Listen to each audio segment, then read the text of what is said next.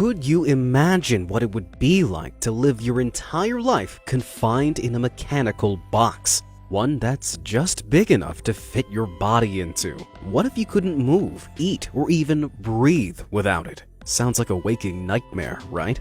Well, for Paul Richard Alexander, this isn't a bad dream, but the stark reality of his life. Since 1952, Paul has spent every waking moment trapped inside this machine. But how could this possibly happen? Well, to find out, let's take a look at the life of a man who's been locked inside a machine for almost 70 years.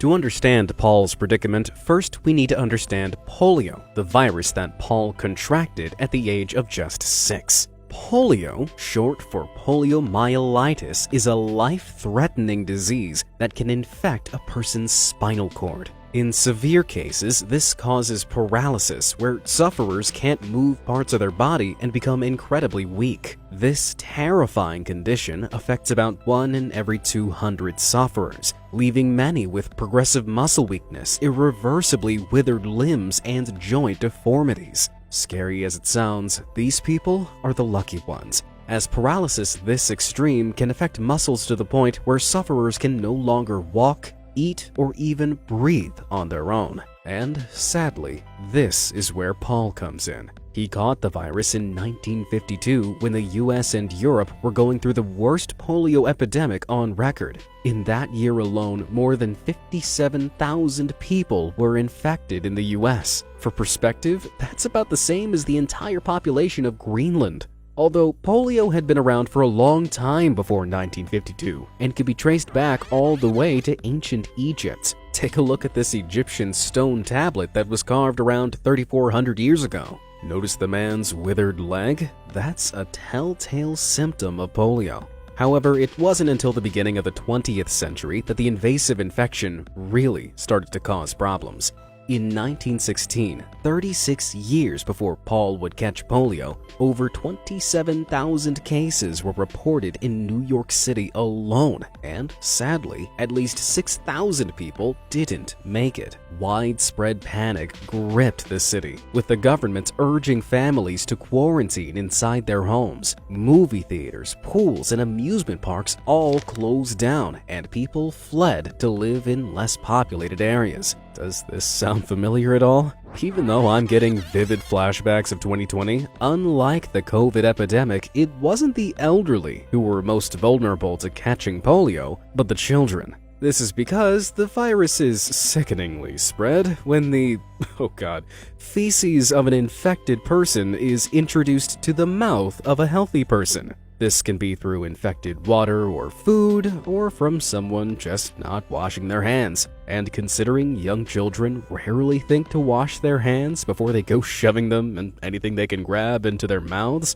it's no surprise they were so badly affected. But if polio had been panicking the world since 1916, why was there still no cure by 1952 when Paul caught the disease? Well, medicine and science were a lot less advanced back then, and much of what we know today we still hadn't figured out. So without a solid answer for how to treat or protect against polio, people turned to strange remedies that were often suggested by frauds trying to cash in on people's fear. But even legitimate, respected experts frequently suggested cures based on false reasoning. In 1916, leading biomedical inventor John Haven Emerson recommended sufferers take regular baths in almond meal and even insisted that electrocution of their lower extremities would help alleviate the symptoms.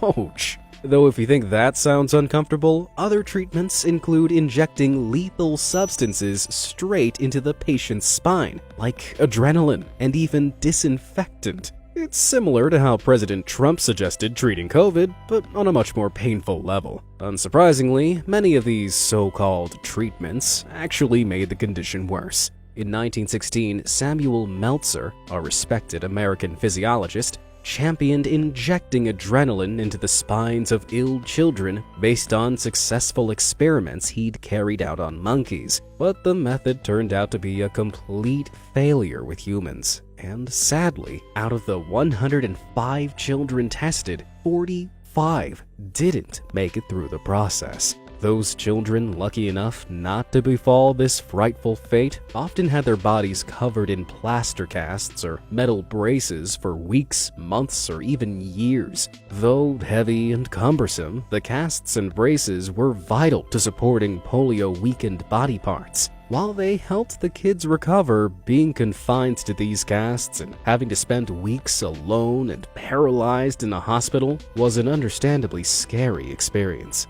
One 5-year-old boy who was paralyzed from the neck down recalled a particularly terrifying encounter with a wasp. Lying in his hospital bed and unable to move, he suddenly heard a buzzing sound coming from the far side of the room. He couldn't run away or even move a sheet over his head. He just had to watch as the wasp buzzed closer and closer and closer. Ugh. But it wasn't all doom and gloom. In 1928, hygienist Philip Drinker and physiologist Louis Shaw teamed up at Harvard University to form a polio-fighting supergroup. Together, they created the first machine to effectively treat the most severely affected polio sufferers, or at least keep them alive long enough to recover. You see, in the worst cases of polio, like Paul Alexander's, patients would be paralyzed to such a degree that they couldn't even use their lungs. But Drinker and Shaw's device inflated and deflated polio sufferers' lungs for them. The first machine they made used 2 vacuum cleaners powered by an electric motor to suck air out of a sealed metal box that was just big enough for one patient. This lowered the air pressure inside, forcing the patient's chest cavity to expand to fill the vacuum and flooding their lungs with air. Then, the vacuum cleaners were reversed, pumping air back into the box and raising the air pressure, forcing the lungs to deflate and push the air back out. This miraculous machine was called a Drinker respirator, but it was more simply known as an iron lung.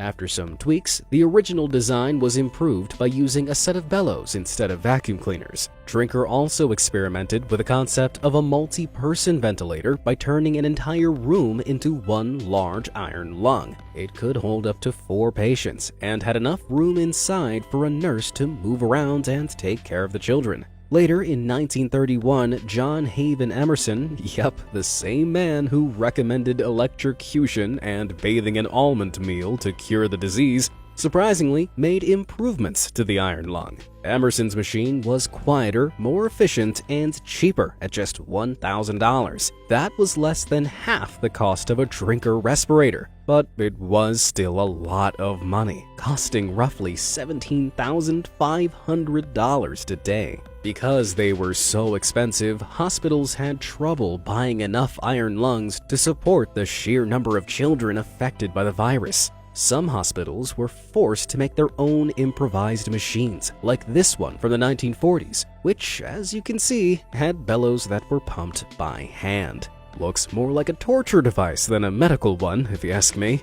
A handful of generous people did their best to help out, though. Take Sir William Morris, for example, an English car manufacturer who also happens to be the most British Brit I think I've ever seen. In 1938, he promised to manufacture and donate as many iron lungs as he could to any hospital that asked for them. In total, he donated over 5,000 machines. That's about $95 million worth of equipment in today's money. What a gentleman! But now it's time to jump ahead to 1952, the year the most cases of polio were ever recorded in the US. As thousands of children were being sent to hospitals with the deadly disease, 6-year-old Paul Alexander was outside his home in Dallas, Texas, playing happily in the summer rain. One second, everything was perfectly fine. The next, he began to feel sick and ran inside to complain to his mother of head and neck pains. Within seconds, Paul's mother recognized the telltale feverish symptoms of early-stage polio and rushed her son to bed. The family doctor was called out, but because the hospitals were overcrowded with other polio patients, he recommended Paul stay at home, despite his worsening condition. After just 5 days, though, the boy had deteriorated to the point that his parents had to take him into the hospital despite their doctor's advice. By this time, Paul could hardly hold a crayon and was so weak that he couldn't even cough to clear his lungs. When a doctor finally examined him, he devastatingly told Paul's parents that nothing could be done. But thankfully, a second doctor thought differently. Heroically, this doctor performed an emergency tracheotomy on Paul, creating a small hole in his throat and, using a tube, sucked out all the congestion from his lungs. When Paul eventually woke up, he was still unable to move, but his body was confusingly encased in a loud machine. At first, he thought he was in some sort of strange dream, but he soon learned he'd been confined to an iron lung. Though he'd beaten the initial infection, polio had left him permanently paralyzed from the neck down. So, for the next 18 months, this is where he would stay. The hospital ward was full of children just like him, but as the months passed, Paul saw more and more of them slowly recover, or more often than not, pass away. He, however, remained unchanged, glued to his bed with the machine breathing for him. To help overcome his inability to breathe naturally, the doctors spent time teaching Paul to frog breathe. And no, this doesn't mean Paul learned how to breathe underwater. Rather, frog breathing is a technique that involves sucking in a mouthful of air, then raising your tongue to the roof of your mouth. This movement pushes air down your throat, forcing it into your lungs. Without practice, it's very difficult, especially for a small child. Go on, give it a try now if you don't believe me. Although he hated doing the breathing exercise, through sheer willpower and perseverance, Paul mastered frog breathing by the age of just 8. This allowed him to breathe outside of the iron lung by himself for the first time in nearly 2 years. Finally, Paul had some of his independence back. And even though he still needed to sleep in the iron lung every night, he felt alive again. Determined to accomplish his goals despite his affliction, Paul adapted to his new life. A mirror was fixed to the top of his machine so that he could look around the room without craning his neck. His father made him a special stick he could hold with his mouth and use to play with toys. He also learned how to paint and write with a paintbrush or pencil in his mouth. But as Paul grew older, he knew he had to get an education to succeed in life, because even though his body was paralyzed, his mind was still sharp as a knife. By the age of 21, Paul unbelievably became the first person to graduate from a Dallas high school without physically attending any lessons. Not only that, but he graduated at the top of his class. Wow, all that and he didn't even have access to Zoom. What's your excuse? After completing high school with flying colors, Paul then applied to Dallas's Southern Methodist University, but they wouldn't accept him, deeming him too disabled to study. Paul was understandably furious, but it would take more than that to make him give up. He called the university countless times and fought tooth and nail for a course placement for 2 long years. Eventually, the university caved and he was accepted to study economics and finance. After overcoming that hurdle, he began to dream bigger and successfully transferred over to the University of Texas. At his old college, Paul had been living at home, but to the horror of his parents, he was now moving out to live on the campus full-time. It can't have been easy getting the massive 660-pound iron lung into his new dorm room, but not even that challenge could stop Paul. Okay, so he probably didn't help with transporting it, but give the guy a break. After 7 long years, Paul graduated from the University of Texas in 1978, but even that wasn't enough for him. As soon as he finished one degree, he decided to dive right into another. And not just any other, but one of the toughest degrees available at the time: law. Despite his professors telling him he would never pass, in 1984, a full 17 years after he graduated high school, Paul got his law degree.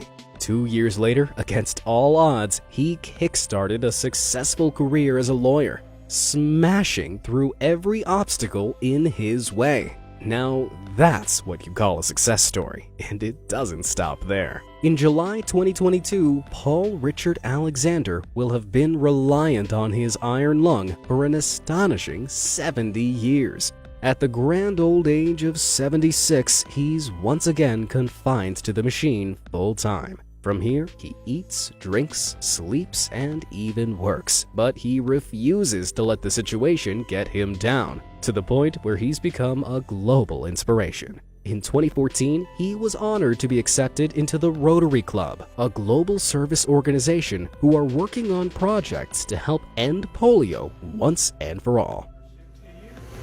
And congratulate you on choosing to serve alongside us. And by applause. All right.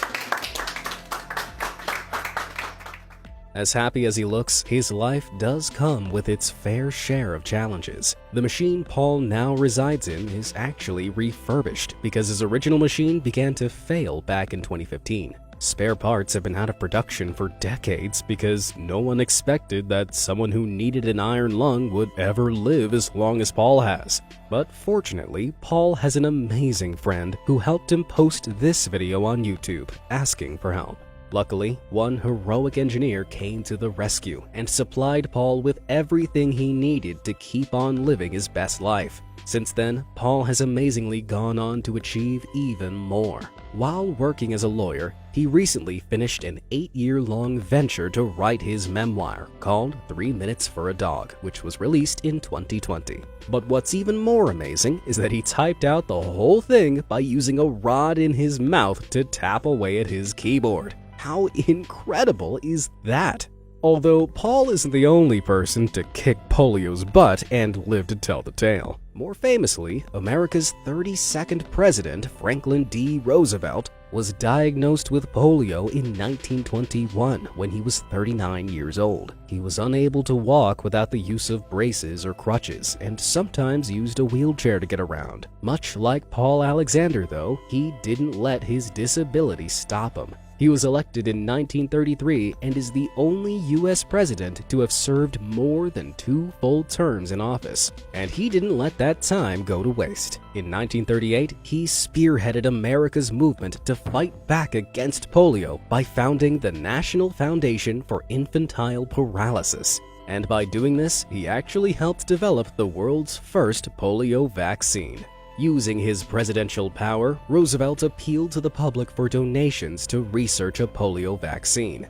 Then, famous TV personality Eddie Cantor jokingly told the nation to send just 1 dime each to the White House to help the cause. To Roosevelt's surprise, the White House was then flooded with mail, and they received a whopping 2,680,000 dimes. That's over $5 million in today's money, which Cantor cleverly coined the March of Dimes. But for all this money, nobody seemed to be able to get any closer to producing the fabled polio vaccine. Years passed, the Second World War came and went, the Cold War began, and yet every year polio remained a constant threat. But the March of Dimes kept going, raising more and more money to find a vaccine with every year that passed. People were so determined to beat the deadly virus that one fundraiser by the name of Mr. O'Connor tirelessly raised $500 million for the cause.